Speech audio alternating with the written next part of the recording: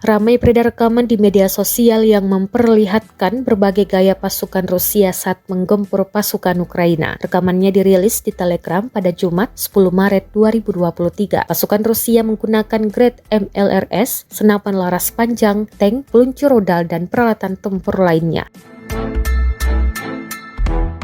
Serangan dilakukan di titik-titik panas pertempuran, diantaranya Bakhmut dan Kremenaya. Meski demikian, pasukan Ukraina terus bertahan di Bakhmut dan melawan Rusia.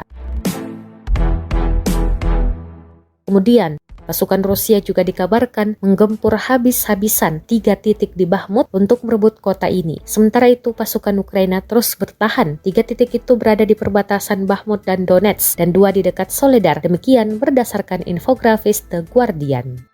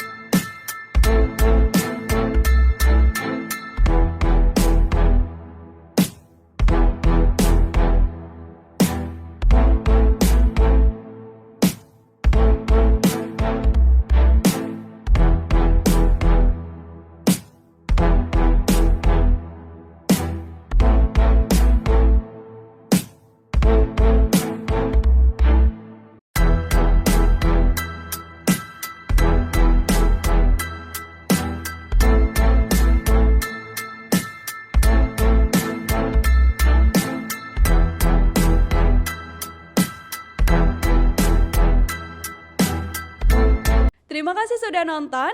Jangan lupa like, subscribe, dan share ya.